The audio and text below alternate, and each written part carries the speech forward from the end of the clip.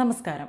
European യൂണിയനിൽ അംഗങ്ങളല്ലാത്ത 4 European രാജ്യങ്ങളുടെ ഒരു സംഘവുമായി ഇന്ത്യ സ്വതന്ത്ര വ്യാപാര കരാർ ഒപ്പുവെച്ചു.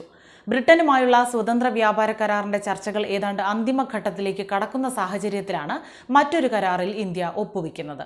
നോർവേ, സ്വിറ്റ്സർലൻഡ്, ഐസ്ലാൻഡ്, ലീച്ച്ടെൻസ്റ്റീൻ എന്നീ രാജ്യങ്ങൾ ഉൾക്കൊള്ളുന്ന യൂറോപ്യൻ ഫ്രീ ട്രേഡ് അസോസിയേഷനുമായാണ് $100 ബില്യൺ കരാർ ഒപ്പുവച്ചിരിക്കുന്നത്.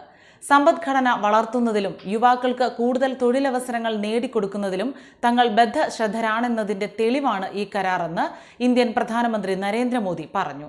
EFTA രാജ്യങ്ങളുമായുള്ള ബന്ധം ഇതോടെ കൂടുതൽ ശക്തമായി എന്നും ഇത് ഇരു കൂട്ടർക്കും കൂടുതൽ വികസനം ആർജിക്കാനുള്ള അവസരമാണെന്നും പ്രധാനമന്ത്രി കൂട്ടിച്ചേർത്തു.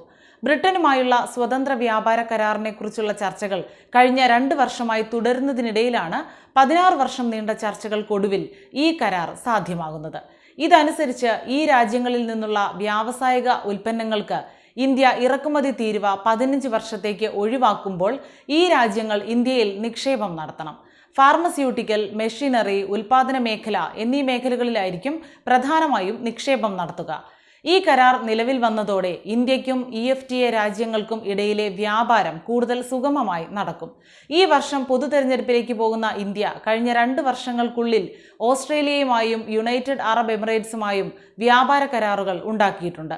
പൊതു തെരഞ്ഞെടുപ്പിന് മുൻപായി ഇന്ത്യ ബ്രിട്ടീഷ് സ്വതന്ത്ര വ്യാപാര കരാറും യാഥാർത്ഥ്യമാക്കാൻ പറ്റുമെന്ന് പ്രത്യാശിക്കുന്നതായി ബ്രിട്ടീഷ് വാണിജ്യമന്ത്രി കെമി ബെഡ്നോക്ക് കഴിഞ്ഞ ദിവസം പറഞ്ഞിരുന്നു.